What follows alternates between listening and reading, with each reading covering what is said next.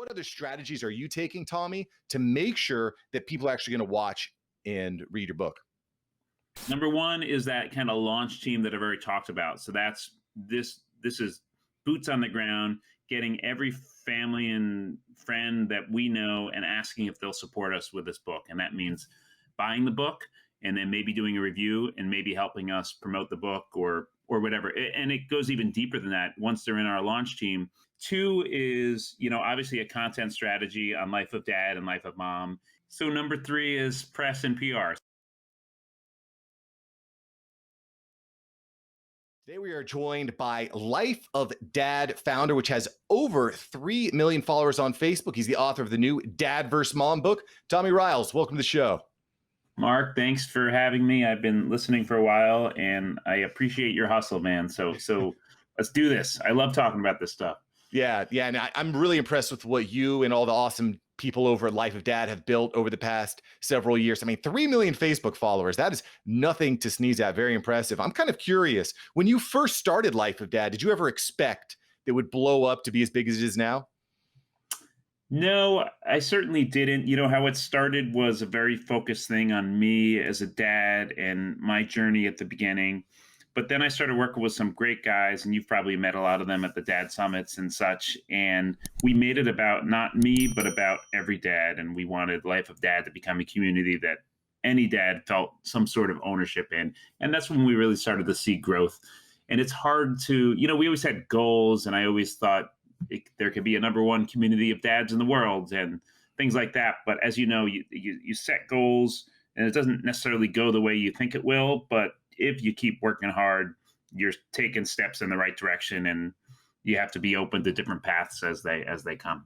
I like that. And so I'm going to kind of dive in a little bit into your strategy, if you would, or lack thereof, and we'll kind of get into that a little bit. One of the things that I think is really important for side hustlers to do is really get niched down, right? To niche down. And one of the things I think you pointed out was that you wanted to be a community for all dads. Did you ever feel like you needed to niche down to like dads with daughters or dads of athletes, or did you say, hey, we really want to keep it broad. We want to be all inclusive to all fathers? We kept it broad for a long time, and we still do.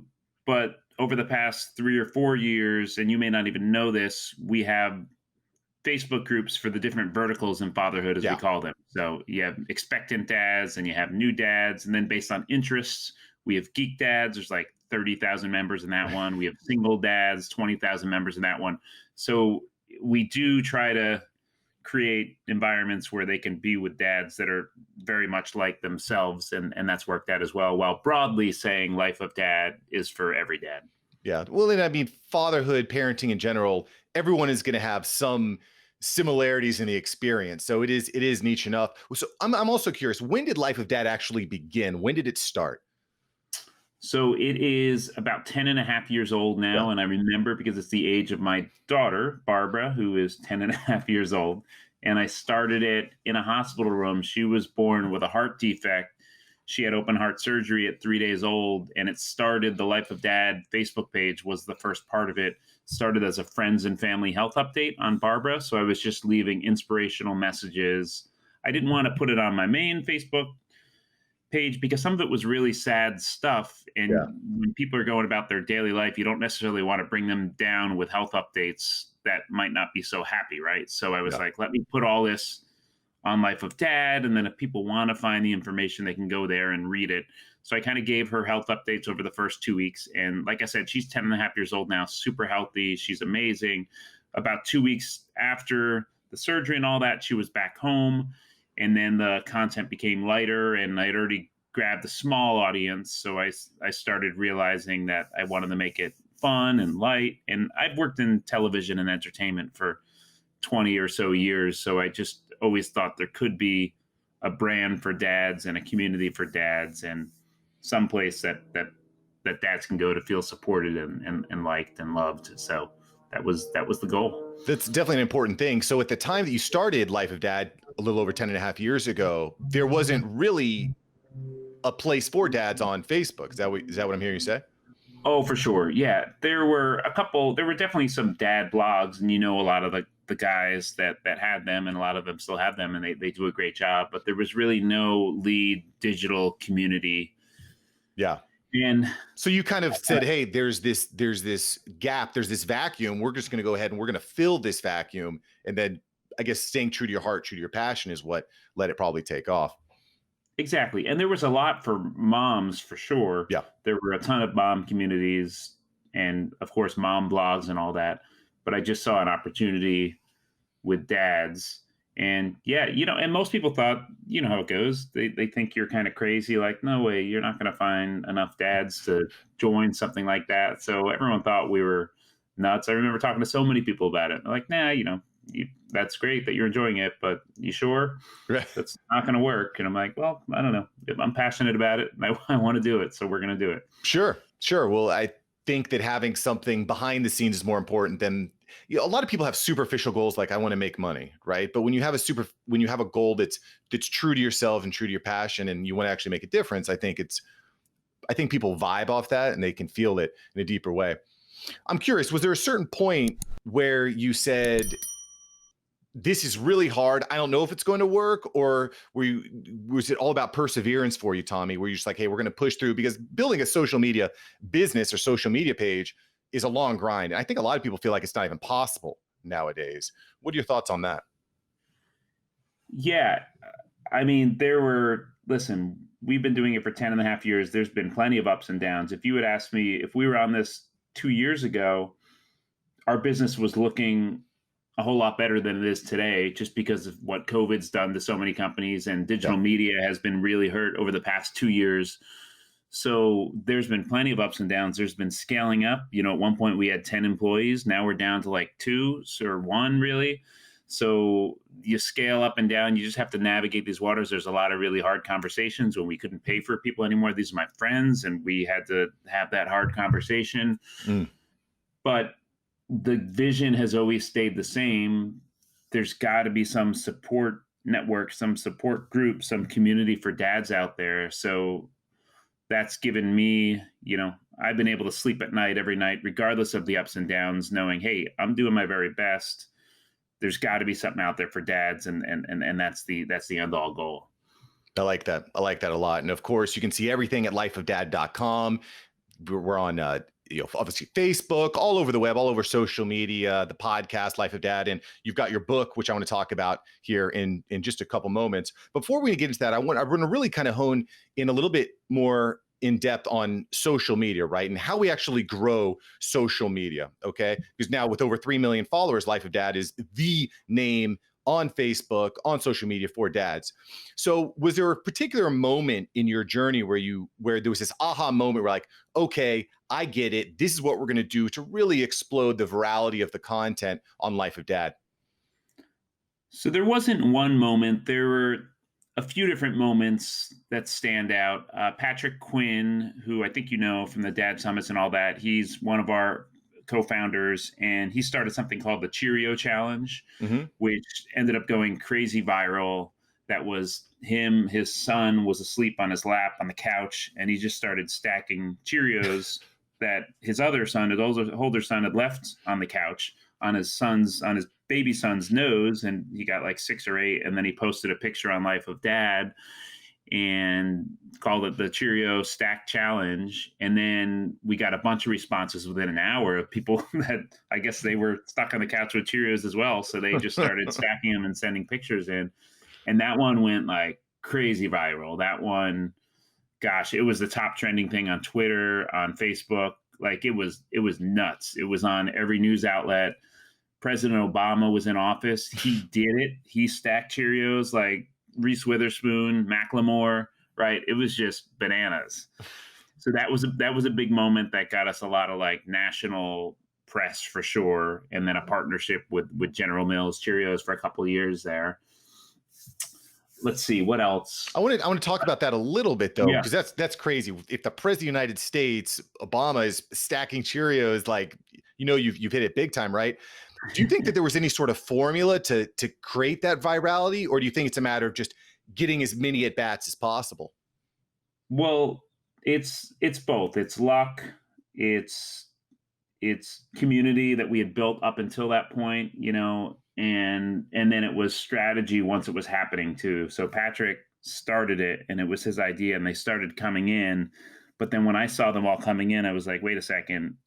All right, we've got to start reposting these, and we have to use hashtag Cheerio challenge on every single post, right? Mm. So for that first day, started on a Thursday, I think. And it was right before Father's Day, too. Father's Day was that Sunday. So it was really the perfect storm of everything because the press was looking for dad media. And then suddenly we were organically creating this dad media, right? So anyhow, that first night, I stayed up super late, reposting, scheduling out posts on Facebook and Instagram and Twitter for the upcoming 24 hours or whatever, one every half hour with hashtag Cheerio challenge, so we could start tracking them at least, right? Hmm. And that got when I woke up the next day, it was already on the news, in Australia and New Zealand time zones where they were, hours ahead of us, and people were using hashtag Cheerio challenge, and hashtag Cheerio challenge started trending. So it was certainly the luck, but then it was also we needed some sort of plan, and that was really nailing down that hashtag and continuously pushing out content. And I think all of that combined with the fact that we already had this awesome dad community that felt like they were a part of the life of dad, and that community are the ones that actually really pushed it towards success. That was kind of the perfect formula. Well, I think a big part of what you're saying here is you actually recognize that this is something's happening here. This is starting to take off. I really want to go all in. I'm going to stay up late. I'm going to put in that after hours effort to really push this out there. I'm kind of curious as well, because this is, I think, one of the biggest keys to building a successful social media community. How did you get all your fans and members of your page to go in on this too? Do you think that's because you'd been true and committed to them over the previous years? Do you think it was just this particular challenge that really hit? Why do you think everyone bought into it so highly? Sure. Great question. Well, it was, as I said, kind of the perfect storm. Like, we've tried challenges since then, and you know 20 people care, Right. as opposed to the entire world doing it, right? So it was the great idea concept from Patrick, and then we were lucky with the timing because it was Father's Day. And yes, we had already built that community, so that community trusted us. So when it's the right idea at the right time, if you've already built that trust, you could see success. I think a lot of people talk about business this way. Is it luck or is it hard work? It's It's both, both, right? yeah. You have to do the hard work for a really long time to be able to take advantage of an opportunity that might seem like luck, but it's actually the hard work you've done ahead of that makes that luck even possible to blow up. Yeah, it's very easy to get caught up in comparing what you're doing with someone like just over the weekend or last weekend, this dog face 420 on TikTok is skateboarding, drinking ocean spray, and it goes crazy viral on TikTok. You might Yeah, say, oh, that's complete luck. And no, there's some of that. But this guy's been posting on TikTok like every day for months and months and months. He just so happened to catch that fire at the right place, the right time. One of the things I loved about what you're saying, Tommy, is it's about being consistent. It's about persevering, right? And just believing in what you're doing and being true to the people that you're with. And this is, of course, Tommy Riles from Life of Dad that we're talking to here. Let's talk a little bit about this moment. So we've got the viral video. We've actually started to build something impressive. How did you actually convert that into business for Life of Dad? You mentioned that you got an endorsement from Cheerios, General Mills. How did you actually pivot that to actually creating cash money for the business? So that became our top case study in many ways, right? So we showed that, hey, we can do this. Now, we can't promise a success if we were to work with you on a certain brand campaign, but we have all the elements there for it to be a possibility, right? So that became our top case study, which, again, it goes back to the hard work. It doesn't just happen from there. We might have gotten a couple deals that came right out of that, but gosh, it was the 4 or 5 times a year, I email every single contact I have in my contact list, and most of them don't respond. But hopefully, when they realize they need to do something with dads, will be kind of top of mind because I had sent Yeah. them an email the month before and 3 months before that and all that. So it's just really, gosh, you just have to plan ahead and keep pushing. It actually leads into the book now, which I know we'll talk about in a little bit. But literally, what I'm doing this weekend with my wife and kids, they're gone. I never get 4 days by myself. Yeah. And everyone's like, what are you doing? You're partying the whole time, right? And you're doing this. And yes, I had some friends over for a basketball game on Friday night. That was a lot of fun. But literally, I have emailed 250 people personal emails about our book with the hope that some of them are going to convert to pre-sales, because the way that you get a book to take off is you have to get pre-sales, and then you need verified reviews on day one of that book actually going for sale. So we built Verified this reviews on Amazon, I'm on assuming. Amazon, Okay. yeah. And then, so we built this like launch crew. Like, it's the yes, writing a great book is important, but actually helping promote it, that's how the publisher's going to, give you money for another book in the future. So I have this kind of master plan and this launch team. There's a Facebook launch team where there's a bunch of members in there, and I'm emailing everyone I know, trying to get them in that launch team, and with the hope that some of them will say yes. And when they do, we're going to have, 50 to 100 Amazon reviews on day 1 or 2 of that book out. And that's what gives you the chance for that thing to move up the charts on Amazon, to become a bestseller, et cetera. So it's a lot of work, but you have to put in the work to get lucky. When you put in the work to actually write the book, and we're of course talking about Dad versus Mom, which you can get right on Amazon today. It will be available. So I want to talk a little bit about this book launch strategy, because I think a lot of people have a book in them. Everyone has a book in them, right? Yeah. When you went into actually writing your book, what was your expectation? Do you expect, this is going to be a walk in the park, or my wife will do everything? Or what were your kind of thoughts going into writing Dad versus Mom? First of all, I like that you call it Dad versus Mom. It's actually called Mom versus Dad, Is but it I Mom? appreciate you. No, it's all good. For the sake of this, it's called Dad versus Mom. So thank you for putting the dads first, man. Um, Maybe a Freudian slip yeah, as part oh, of the fatherhood community, yeah, you're fine. So wait, I lost track of the question again. Say the question again. So yeah, going into writing Mom versus Dad, what was your expectation? How difficult or how much time it was going to take to write the book? So the book came kind of organically from us. So my wife runs Life of Mom. So we had both built these large communities, Life of Dad and Life of Mom. But oddly enough, we weren't front and center of those communities in any which way. Yes, we were kind of running the business, but most people at Life of Dad don't know who I am, which is fine. Most people that are followers of Life of Dad don't know who I am, because they just follow Life of Dad. They know the brand. We reached our goal of, this community for dads where it feels like their community, right? Now, one of the challenges with that is if you write something, they know Life of Dad, but they don't know who I am. So are they going to read my book? Maybe, maybe not.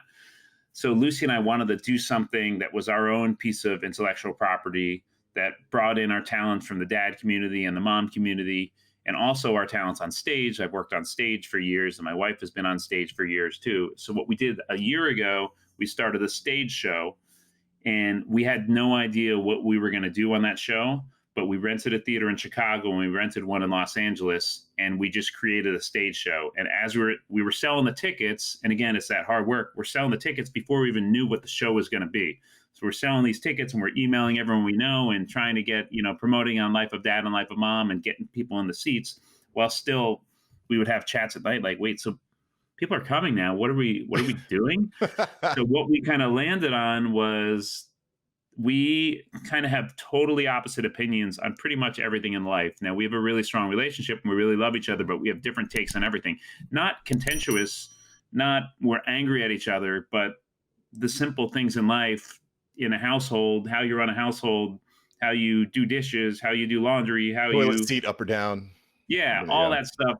We disagree on all of it. So we're like, all right, so how do we bring the humor out of that, do that on stage, add some music? We had a DJ.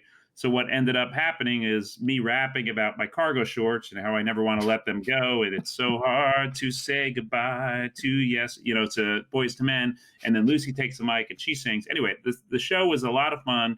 And it was called Mom versus Dad. And then after this 2 shows, everyone's like, well, so what's next? And we're like, I guess we'll start a podcast. So we started a podcast called Mom versus Dad, which did pretty well. And You were then streaming it live on Facebook as well, if I'm not mistaken, right? we, not live, but pre-recorded. Okay. And then we put it up live. My buddy down the street, luckily, has a great podcast studio. So that was in his studio. I wish I had a studio like that. So we were doing the podcast, and then all that added to the fact that Lucy, my wife, had already been talking to publishers about selling a different book, and she had put in the hustle to get to know these publishers and get a book agent and all that. And that book she wanted didn't really happen, but we had built a community and we had this mom versus dad concept, and they wanted to do something with both of us. So all that ended up us getting lucky, if you want to call it luck or hard work, whatever you want to call it, but them offering us a great book deal to create Mom versus Dad the book. And we wrote that all last December and January and February, and it's hitting the market in November. That's really cool. And I wouldn't say it was that luck. Again, this is kind of the theme here. It's putting yourself in the position to actually make the hit, right? You're putting yourself at bat every single day. You're branding yourself wisely. You're creating content. You're getting those viral moments. You're leveraging the viral moments. And I think that's why both Life of Dad and Mom vs. Dad, the book, are really starting to take off. So let's talk a little about, you've got the book, you've got the publishing. We're good now. You got to create the content for the book, which it sounds like is probably natural because you've already built out the stage show and you've got probably a lot of content from your podcast. So now you're at that moment. Is anybody actually going to read this thing? Is anyone actually going to buy this thing? So we talked a little bit about it. You really want to get pre-sales. You really want to get reviews on Amazon. What other strategies are you taking, Tommy, to make sure that people are actually going to watch and read your book? Yeah. So 3 things. One, I don't know if there's 3, but I just figured 3 was a good number to list. So 3 things. Number 1 is that kind of launch team that I've already talked about. So that's this is boots on the ground, getting every family and friend that we know and asking if they'll support us with this book. And that means buying the book and then maybe doing a review and maybe helping us promote the book or whatever. And it goes even deeper than that. Once they're in our launch team, you need the Amazon and Google search to work well for your book. So I have, 100 people every week going to Amazon and searching Mom versus Dad and Tom Riles author and Lucy Riles author.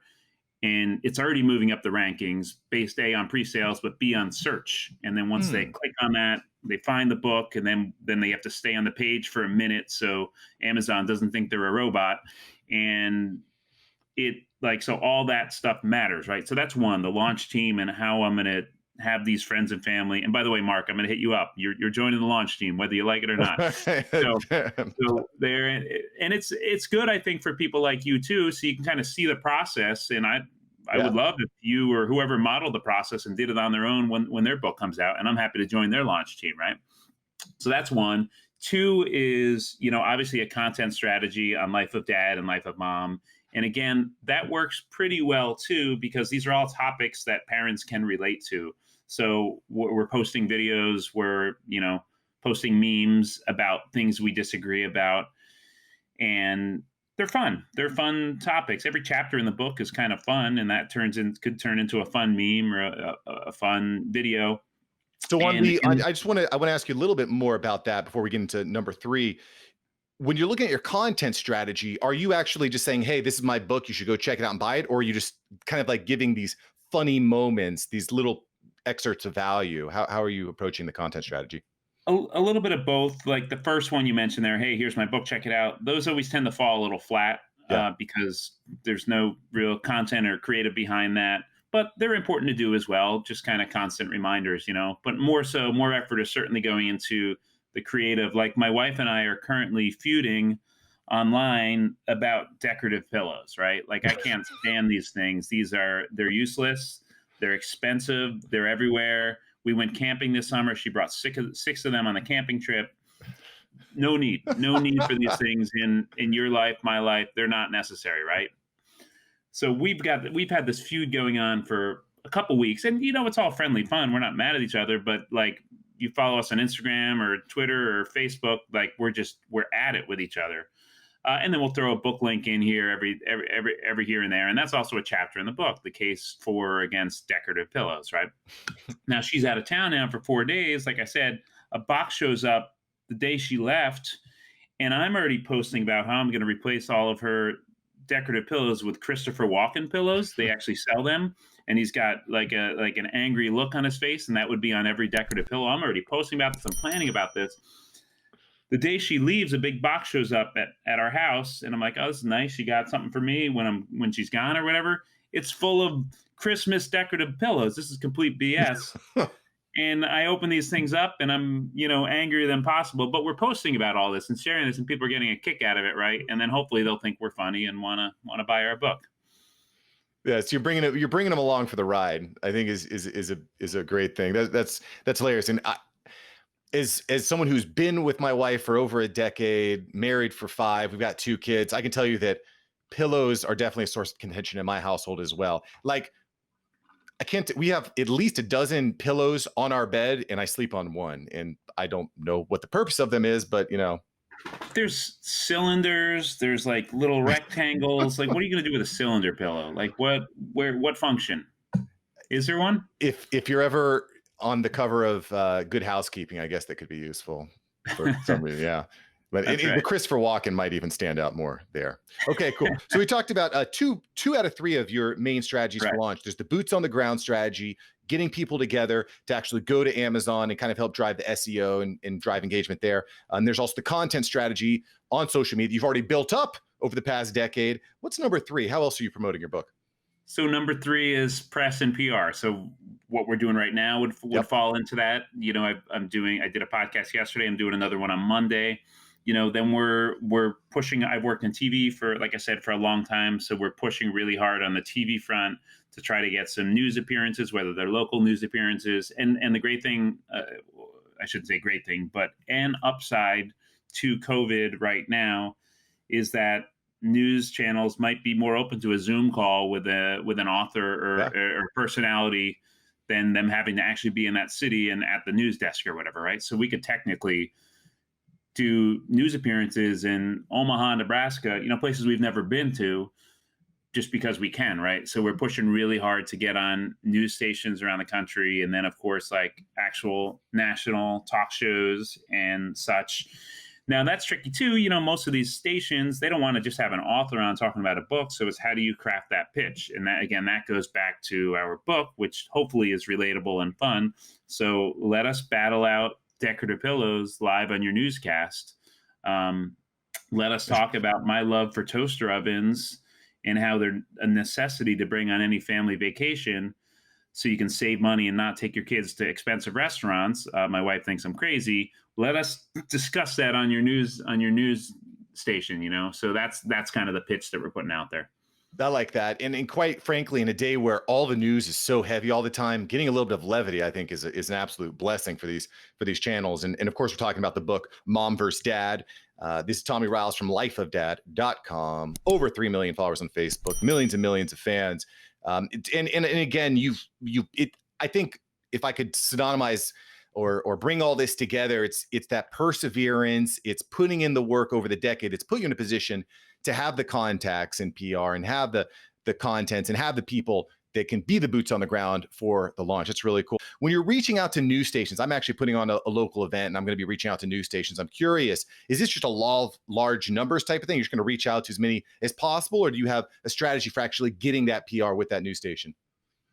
Well, luckily I have a connection with kind of some station managers. So I've worked in television. I work for Ellen. I don't think we've said that on this show, but I worked for the Ellen show for 16 years now.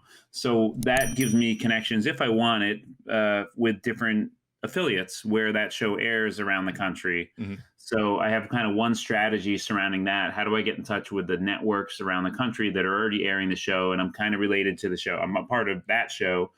So here's Ellen's warm-up guy, and here's this fun project he's doing with his wife, right? So you have some credibility. Yeah, so there's that. There's also, my wife is, and the timing couldn't be more perfect. So she's a cast member on a new reality show that's going to be airing on Amazon Prime. It's called The Pack, and this is basically Amazing Race with dogs. So Lucy and our dog, Duchess, traveled the world in January and February. And this is Amazon's biggest show ever. And that's coming out November 20th, 3 days after our book. So the hope is that she's going to get some national attention as well. She was the only mom on the show. So again, it fits into our overall theme. She's the only parent on the show, I believe. So she could take news appearances or talk show appearances if we're able to get them on her own, or I could be a part of it, or doesn't really matter, whatever they want, right? So we have to, I guess this is a long-winded answer to your question, but I'm lucky to be connected to different stations around the country. And but even with that said, they're not going to take a bad pitch. So it's got to be the right pitch. How do you Yeah. craft it so it adds value to their talk show, newscast, whatever, as opposed to just bringing an author on to talk about his or her book? Makes sense. Makes sense. All about providing value and giving yourself all those opportunities. I can tell you that's one of the reasons I love video podcasting, because you just create a huge network of people. You and I would have probably had the chance to chat if I didn't have a video podcast. It builds your authority in a topic. And of course, you get attention because people are watching. I'm getting messages all the time and all the time. Please, and listen, guys and girls, if you are reaching out to someone and you want to be part of a project, like Tommy said, figure out that message, that way that you can actually provide value to their business, because that's what people care about. They want to bring you on board so you can help provide value to them and their audience. So, by the way, absolutely, you said it. You said it well. And I just went through that moment when I realized this is a video podcast too, and I'm a mess without. When my wife's not in town, I could care less what I look like. So apologies to you video viewers, but hello. It's all right. I'm sure it'll hold up. You don't happen to have a Christopher Walken pillow nearby, do you? Because that would be. I don't have one. I could show you these.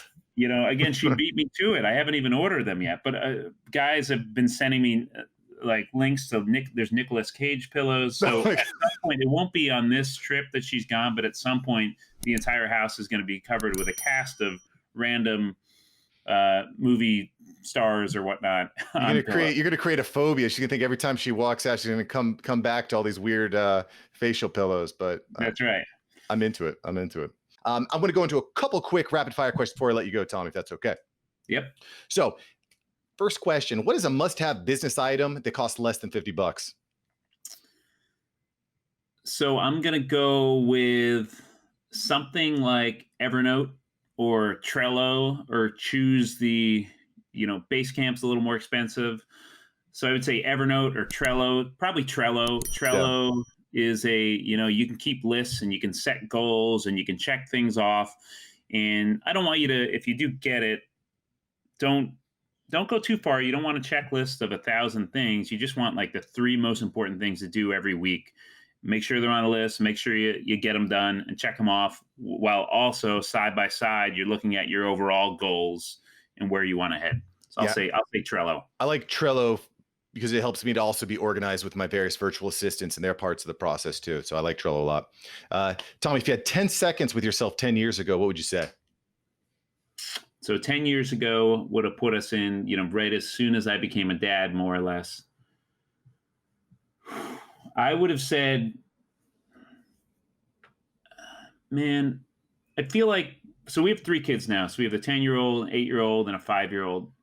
I feel like with the oldest one, I was too career focused at the time. So I would have said, just chill out a little bit, because yes, you'll probably have more kids, but really try to enjoy each and every one of these moments as they're happening.